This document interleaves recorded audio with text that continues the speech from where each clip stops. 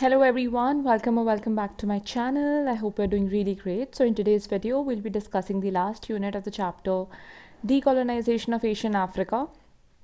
ठीक है, सो आज के वीडियो में हम केन्या के बारे में देखेंगे, क्या कॉन्फ्लिक्ट हुई थी, कैसे इंडिपेंडेंस मिला केन्या को, ये सब हम देखने वाले हैं. ठीक है, सो जो डीकोलोनाइजेशन है अफ्रीका का, वो स्टार्ट कहाँ से हुआ था? जब सेकेंड वर्ल्ड वॉर ख़त्म हुआ था, that is when decolonisation in Africa started. अब डीकोलोनाइजेशन का मतलब क्या है? पिछले दो वीडियोस में हमने इतना कुछ पढ़ा, डीकोलोनाइजेशन का मतलब तो आपको समझ आ ही गया होगा, राइट?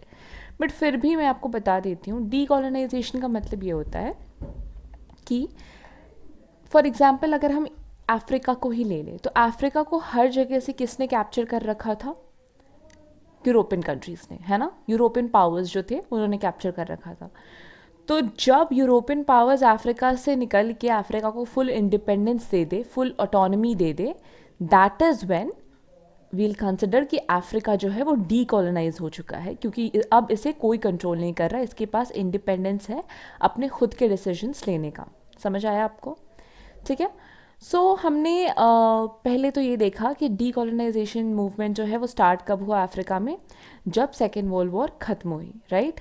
उसके बाद अफ्रीकन नेशनलिज्म भी बहुत ज़्यादा रेट पे स्प्रेड होने लगी थी 1945 के बाद. अफ्रीकन नेशनलिज्म का मतलब क्या है? कि अफ्रीकन लोगों के अंदर अपने देश को लेके एक प्रेम की भावना, उसको हम कहते हैं नेशनलिज्म.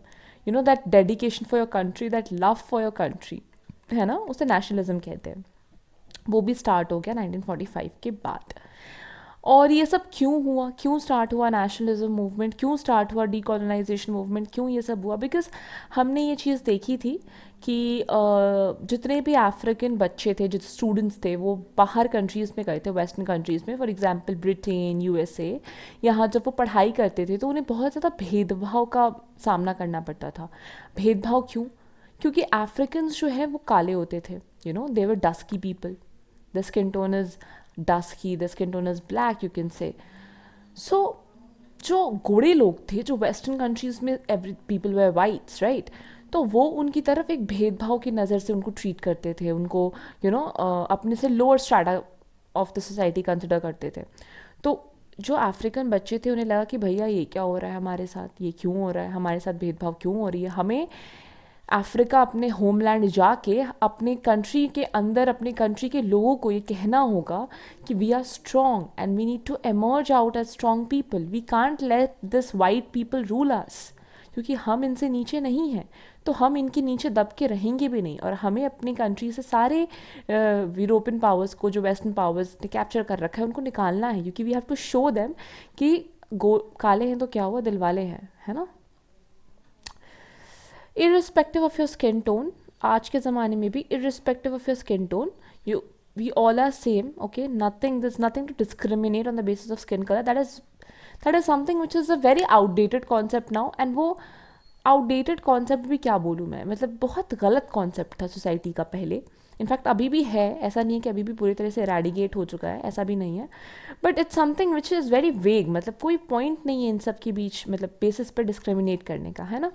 एनीवेज, उसके बाद जो ब्रिटेन थी, उसने, ब्रिटिश गवर्नमेंट बेसिकली, उसने सोचा कि भैया ठीक है, हम दे देते हैं इंडिपेंडेंस. तो ब्रिटिश गवर्नमेंट भी अब अलाउ कर रही थी इंडिपेंडेंस अफ्रीका के लोगों को कि ठीक है भैया, हम इसको छोड़ देते हैं, हम जो है इन्हें मुक्त करते हैं अपने बंधन से, जो हमने इन्हें बांध के रखा है अपने रूल के अंडर, उसको छोड़ते हैं, हमें इन्हें इंडिपेंडेंस दे देते हैं. और हम कंट्रोल करेंगे, जितने भी नए स्टेट्स होंगे उन्हें कंट्रोल करेंगे, बट कॉमनवेल्थ के थ्रू. और इसी कॉमनवेल्थ के थ्रू जो कंट्रोल कंट्रीज़ करती है, उसे न्यू कॉलोनियलिज्म कहते हैं. इसका मतलब क्या होता है, अच्छे से अगर बताऊं तो इसका मतलब क्या होता है न्यू कॉलोनियलिज्म का? न्यू कॉलोनियलिज्म का मतलब ये होता है कि अगर कोई भी कंट्री, कोई भी कंट्री इकोनॉमिक कंट्रोल कर रही है, किसके थ्रू? कॉमनवेल्थ के थ्रू, किसी भी और कंट्री का, तो उसे न्यू कॉलोनियलिज्म कहा जाता है. ठीक है. अब हम देखेंगे अब different Kenya, first of all अगर आप लोगों को पता ना हो तो Kenya was a part of Africa, इसीलिए बैकग्राउंड में हमने अफ्रीका के बारे में थोड़ा देखा। मैंने बहुत ज़्यादा डिटेल में नहीं बताया है अफ्रीका के बारे में, क्योंकि हमने पिछले वीडियो में भी अफ्रीका का बैकग्राउंड देखा था, ठीक है। फिर भी मैंने आपको एक अच्छा सा आइडिया दे दिया है कि बेसिकली बैकग्राउंड था क्या, ठीक है। अब हम देखेंगे प्रॉब्लम्स इन केन्या, कि केन्या में कौन कौन से प्रॉब्लम्स थे। 1962 में एक कोalition गवर्नमेंट बनी थी, कानू की और काडू की। कोalition गवर्नमेंट मतलब क्या, दो पार्टी मिलके जब कोई गवर्नमेंट बनाती है तो उसे कोalition गवर्नमेंट कहते हैं, ठीक है। अब आपका ये टास्क है कि आप मुझे कमेंट सेक्शन में ये बताओ कि इंडिया में कोalition गवर्नमेंट कब हुई थी, कब आई थी पावर में, और कौन से दो पार्टीज़ या जो भी जितने भी पार्टीज जो भी थे कोalition में, वो कौन से पार्टीज़ थे जो कोalition गवर्नमेंट इन्होंने फॉर्म किया था, वो आप मुझे कमेंट्स में लिख के बताओगे, ठीक है। तो 1962 में जो है एक कोalition गवर्नमेंट फॉर्म हुई कानू और काडू की। कानू का फुल फॉर्म क्या है, केन्या अफ्रीकन नेशनल यूनियन, और काडू का फुल फॉर्म है Kenya African Democratic Union. Again factual details are very very important, मैं हमेशा हर वीडियो में बोलती हूँ, सो डू नॉट लीव और इग्नोर दिस, ठीक है। एक कोalition गवर्नमेंट फॉर्म हुई, उसके बाद इलेक्शंस हुए। इलेक्शंस कब हुए, मई मंथ में हुए थे 1963 में। और हमने क्या देखा कि जो कानू था, मतलब केन्या अफ्रीकन नेशनल यूनियन, उससे मेजॉरिटी वोट्स मिली, किसमें, सेनेट में और हाउस ऑफ रिप्रेजेंटेटिव्स में। अब सेनेट और हाउस ऑफ रिप्रेजेंटेटिव्स क्या होते हैं, जैसे हमारे यहाँ लोकसभा राज्यसभा होता है ना, वैसे वहाँ पे सेनेट और हाउस ऑफ रिप्रेजेंटेटिव्स होता है, ठीक है। तो उसके बाद Kenya then got internal self government with Jomo Kenyatta as its president. तो अब कौन आता है सत्ता में, कानू आता है, क्योंकि कानू के पास मेजॉरिटी वोट आई। और उसके बाद प्रेसिडेंट कौन बनता है केन्या का, Jomo Kenyatta. Please remember this name, this is very very important, ठीक है। जब भी केन्या से रिलेटेड क्वेश्चंस आते हैं तो you have to mention the name of the president, answer में मेंशन करना इज इंपॉर्टेंट, तो डू नॉट इग्नोर दिस, ठीक है। Kenyatta's rise to power. अब हम देखेंगे कि केन्याटा कौन है, प्रेसिडेंट ऑफ केन्या, वो कैसे पावर पे आए। तो Kenyatta was born at a village named Gatundi in British East Africa, now in Kenya. His date of birth is not known. His father died while he was very young. He then became a resident pupil at the Church of Scotland Mission and studied the Bible, English, mathematics, and carpentry. In 1947, Kenyatta was elected president of Kenya African Union. ठीक है। तो ये थोड़ा सा background personal life, जो Canada का personal life था, उसके बारे में हमें पता चला कि वो कौन से विलेज में उनका जन्म हुआ था, वो कहाँ से उन्होंने पढ़ाई की, कौन कौन से सब्जेक्ट में पढ़ाई की, ठीक है। उनके पापा का अनफॉर्चुनेटली देहांत हो गया था जब वो बहुत ज़्यादा यंग थे तभी, और फिर कौन से ईयर में वो बनते हैं प्रेसिडेंट, ये सब यहाँ पे लिखा हुआ है, ठीक है। फैक्चुअल डिटेल्स है, you just have to go through that.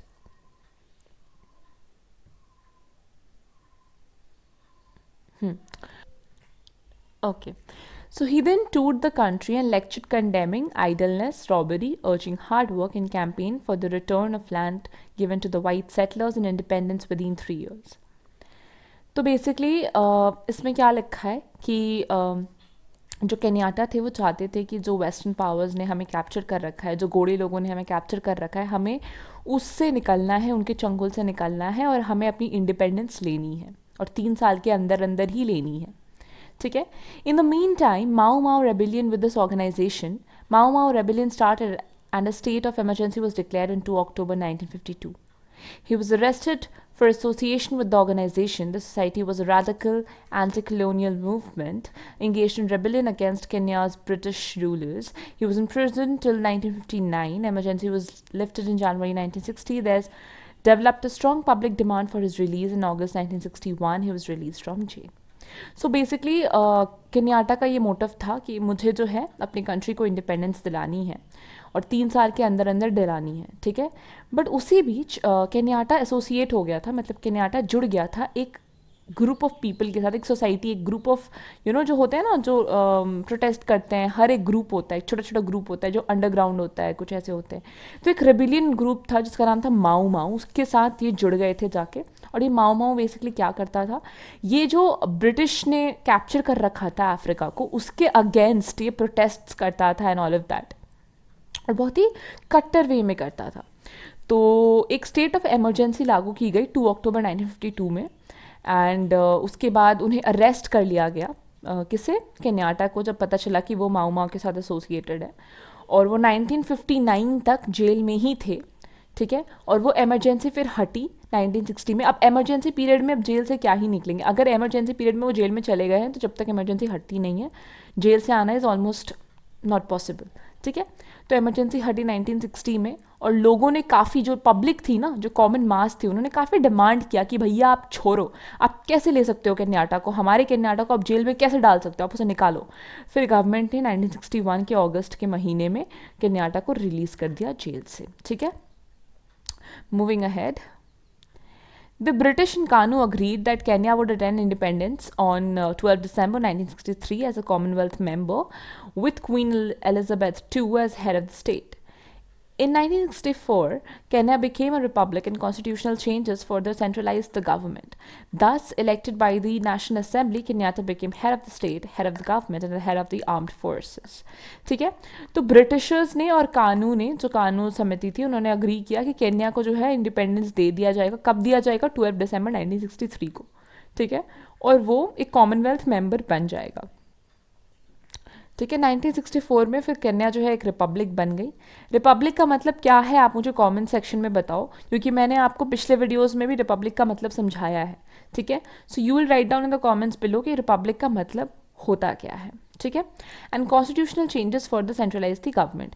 So basically Kenya जो है वो एक रिपब्लिक बन गई, उसके इंडिपेंडेंस की प्रोसेस शुरू हो गई। और कौन बनता है वहाँ का प्रेसिडेंट केन्या का? That becomes Jomo Kenyatta, alright.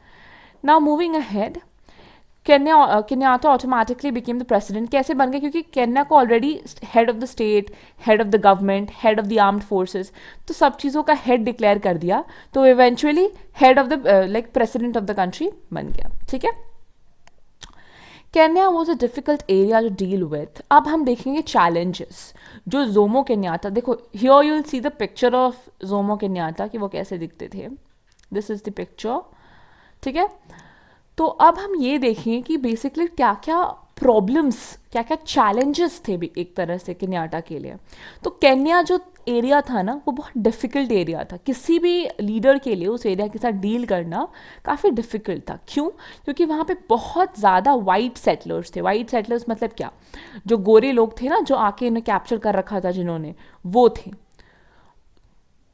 और जो ब्लैक थी ना, ब्लैक मेजॉरिटी जो थी, वो स्ट्रांगली ओपोज करती थी इन वाइट सेटलर्स का।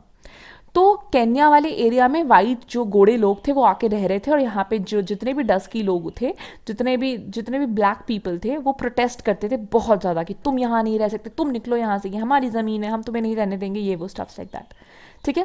दे were not in a mood to negotiate with the African nationalist leader Jomo Kenyatta and his Kenya African unity party KAU।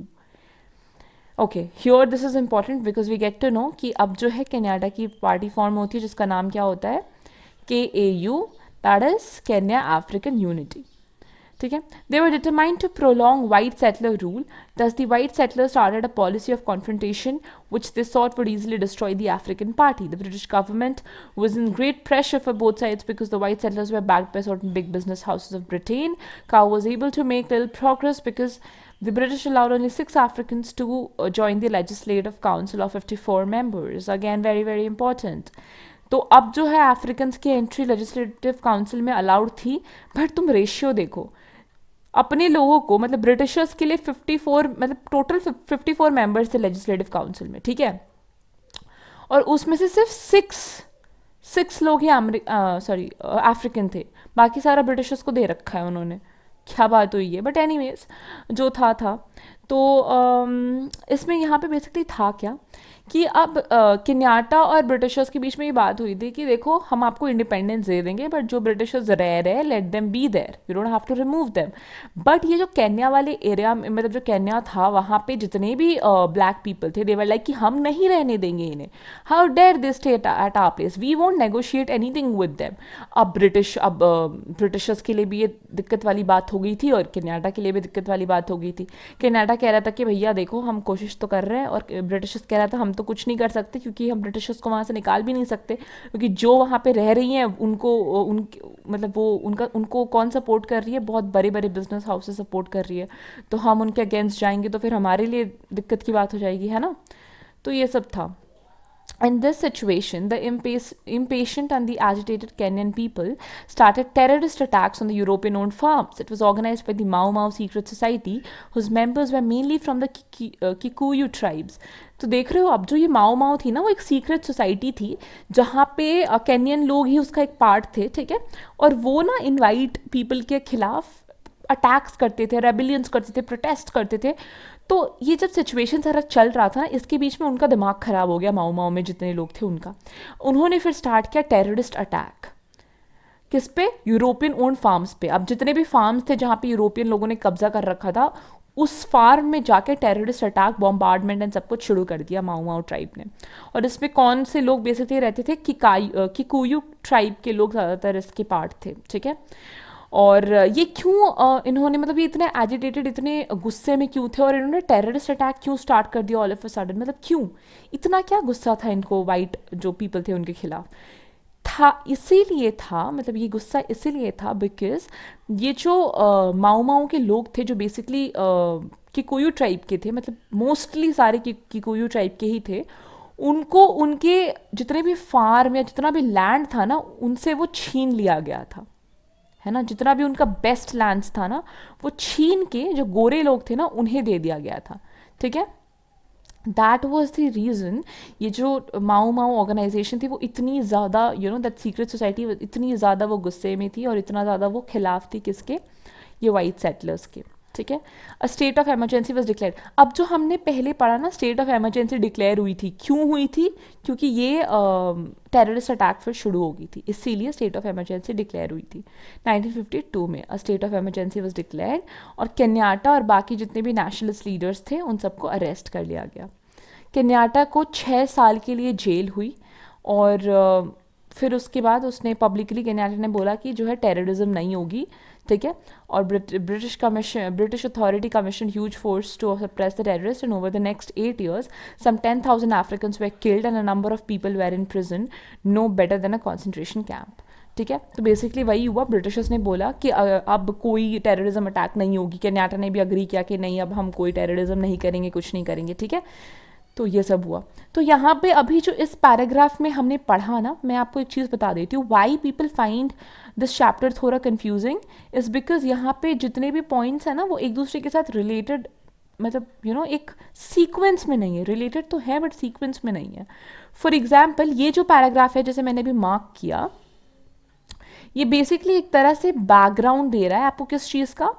जो आपने यहाँ पढ़ा, एक मिनट, जो आपने इस वाले पैराग्राफ में पढ़ा ना, ये फर्स्ट पैराग्राफ में, जस्ट अ मोमेंट, इस वाले पैराग्राफ में जो आपने यहाँ पे सारा पढ़ा ना, उसका बैकग्राउंड दे रहा है, उसका डिटेल्ड एनालिसिस दे रहा है उस वाले पैराग्राफ में, ठीक है. और बच्चे क्या कंफ्यूज हो जाते हैं बेसिकली, वो इस पैराग्राफ को ये जो केन्या डिफ़िकल्ट जोमो केन्याटा और उसका जो पार्टी, इस वाले पैराग्राफ को इस वाले पैराग्राफ के साथ जोड़ना शुरू कर देते हैं, तो इसीलिए वो कंफ्यूज हो जाते हैं. तो ये बेसिकली पैराग्राफ इससे कनेक्टेड नहीं है, ऊपर वाले पैराग्राफ से कनेक्टेड नहीं है, ये पैराग्राफ उससे पिछले वाले से कनेक्टेड है. समझ आया आपको? 1960 में टेररिस्ट को सारा डिफीट कर दिया गया, ठीक है. उसके बाद एंटी टेररिस्ट कैंपेन और ये सारा शुरू हुआ. ब्रिटिश पीपल ने कहा कि अब कोई टेररिज्म नहीं होगी, कुछ नहीं होगा. उसके बाद उन्हें ये रियलाइज़ हो गया कि केन्याटा जो है वो एक मॉडरेट मैन है, क्योंकि केन्याटा ने पब्लिकली आके बोला कि ठीक है, मैं जिम्मा लेता हूँ कि टेररिज्म अबॉर्ड नहीं होगी, ठीक है. उसके बाद उसे prime minister of Kenya you know allow कर दिया गया कि तुम प्राइम मिनिस्टर बन सकते हो केन्या का. इंडिपेंडेंस के बाद वो प्रेसिडेंट बने थे, ठीक है, प्राइम मिनिस्टर नहीं बने थे, प्रेसिडेंट बने थे. ऑलराइट, अब हम देखेंगे केन्याटा का टेन्योर. तो टेन्योर मतलब क्या, कितने से कितने साल तक उसने रूल करा, किसने? केन्याटा ने. तो केन्याटा का टेन्योर हम देख रहे हैं. In spite of the bad treatment by the British, Kenyatta allowed the whites to stay there provided they took Indian citizenship. The British government brought out the white settlers who were not willing to stay there and mostly left Kenya. The Indian minorities dominated retail business in the cities and most towns, but were deeply disturbed by the Africans. As a result, a huge number of Indians kept their old British passports. A large number left Kenya and moved to Britain.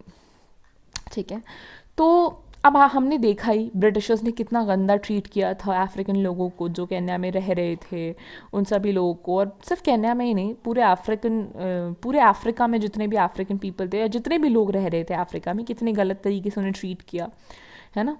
फिर भी इन सब bad treatment के बाद भी Kenyatta ने बोला कि कोई नहीं बाबा, आप रह सकते हो हमारी कंट्री में, हम आपको दे रहे हैं, आजा रह ले, ऐसा। ठीक है, केन्याटा वो इज़ गुड इनफ कि गुड इनफ, हाँ एक तरह से गुड इनफ ही कहोगे कि बैड ट्रीटमेंट के बाद भी अलाउ कर रहा है, तो भाई बहुत अच्छा इंसान है ना।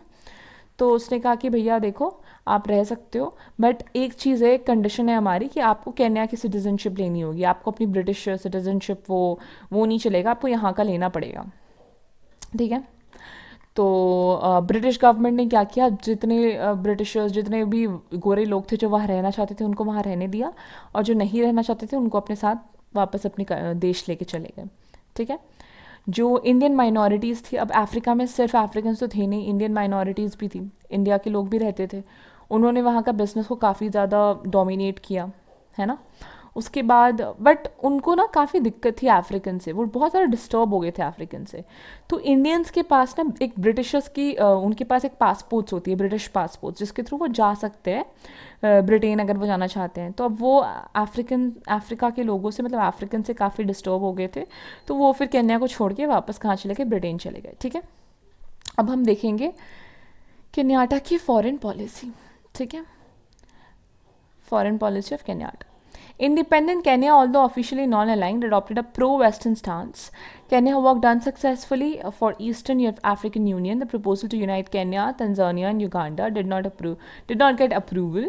The three nations formed a loose East African community in 1967, but this organization collapsed and officially dissolved in 1984. तो बेसिकली केन्या किस तरह का पॉलिसी, फॉरेन पॉलिसी अपनाना चाहती थी, तो वो एक pro western kind of policy अपनाना चाहती थी, जहाँ पे वो एक एक यूनियन बनाए, एक ईस्ट अफ्रीकन यूनियन बनाए, जहाँ पे कौन कौन से कंट्रीज़ हों, केन्या, तंजानिया और युगांडा, इन तीनों को यूनाइट करके एक ईस्ट अफ्रीकन यूनियन बनाना चाहती थी। पर इसका अप्रूवल उसे मिला नहीं। ठीक है, नहीं मिला इसका अप्रूवल। उसके बाद इन तीनों नेशन ने एक कम्युनिटी फॉर्म की, एक लूज कम्युनिटी फॉर्म की, जिसका नाम था ईस्ट अफ्रीकन कम्युनिटी। 1967 में ये फॉर्म हुआ था, बट एनीवेज ये कोलैप्स हो गया, ख़त्म हो गया, ये पूरे तरीके से डिज़ोल्व हो गया 1984 में, तो कोई पॉइंट नहीं हुआ इसको बनाने का। Moving ahead, later change, the very last topic. तो later change, just a moment. Once in power, Kenyatta gradually changed from radical nationalist to again. भाई इनको क्या हो रहा है, वहाँ पे हमने इसमें भी देखा था, उसका नाम क्या था, I forgot that persons name, जो हमने पिछले वीडियो में देखा था कि स्टार्टिंग में सब सही कर रहा था एंड लास्ट में आके फिर टोटलिटेरियन गवर्नमेंट शुरू कर दिया उसने, authoritative type of government. Same ये भी वही कर रहा है यहाँ पे। दो क्या लगा, Kenyatta gradually change from radical nationalist to conservative bourgeois politician. In 1969 elections, हाँ उसका नाम था Mao Zedong, Mao, right, Mao was the president of Africa that time. Mao ही था ना, okay just check it out, जो भी था। तो उस टाइम भी वही किया, यहाँ पे भी ये वही कर रहा है। तो 1969 के इलेक्शंस में केन्याटा ने क्या किया, सारी पॉलिटिकल पार्टीज़ को बैन कर दिया, सारे इंटेंट्स और पर्पस को बैन कर दिया, और एक पार्टी स्टेट, मतलब केन्याटा ने बेसिकली क्या किया, केन्याटा ने केन्या को एक पार्टी, वन पार्टी स्टेट बना दिया, जहाँ पे सिर्फ केन्याटा की गवर्नमेंट होगी, कोई और गवर्नमेंट वहाँ पे एग्जिस्ट नहीं करेगी, और अपनी अथॉरिटी पूरे कंट्री में फैलाना चाहा, पूरे केन्या में खुद की अथॉरिटी चलानी चाहिए, एक डिक्टेटरशिप कर, मतलब एक तरह से डिक्टेटरशिप लाना चाहा, वो एक डिक्टेटर बनना चाहता था, है ना। 1970 में वो फिर से प्रेसिडेंट बना। उसके बाद जो लोग हैं उनके बीच में ये फिर आने लगा कि भाई हम इनको प्रेसिडेंट नहीं रख सकते हैं, लोगों के बीच में वो कहते हैं ना काइंड ऑफ डिसएग्रीमेंट से आने लगी गवर्नमेंट के साथ कि भाई ये क्या कर रहे हैं, हमें नहीं चाहिए ऐसा डिक्टेटर वाला government and all of that. ठीक है, तो agitation also started because the plantations formerly owned by the white settlers were broken up and given to farmers of a particular tribe. As a result, other tribal leaders became unhappy and opposition became more and more strong. Social tension also increased due to rapid population growth, high unemployment rate, and disorders in the cities.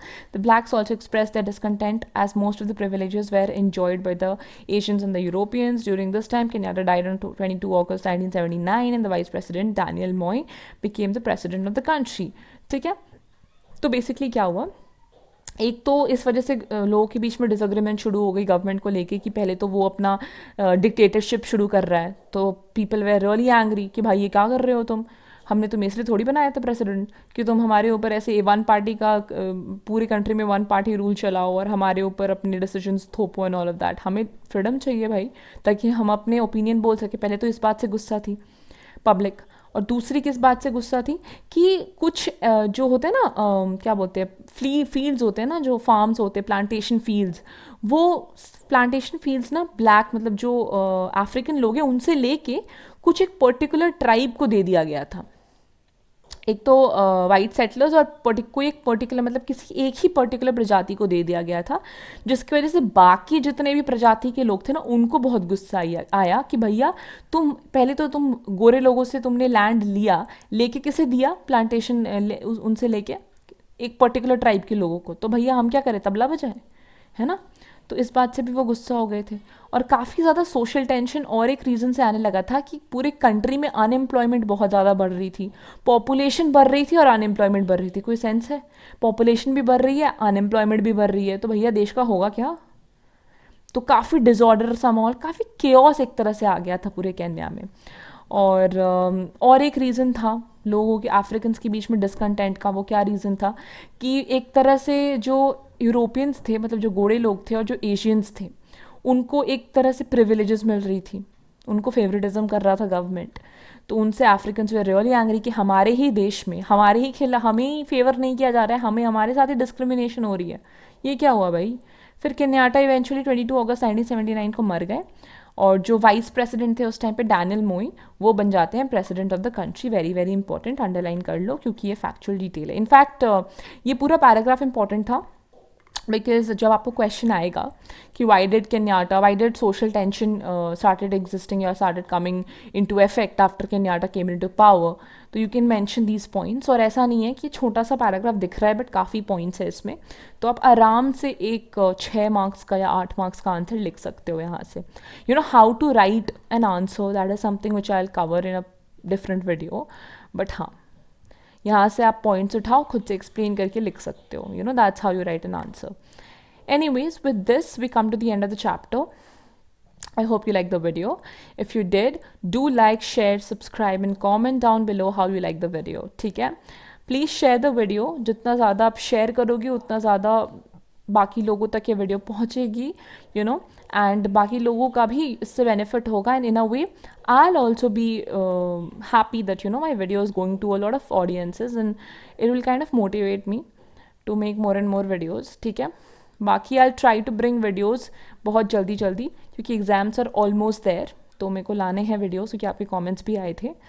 तो I try my best to bring videos as soon as possible. ठीक है? With that, happy readings and take care of yourselves everyone. Thank you.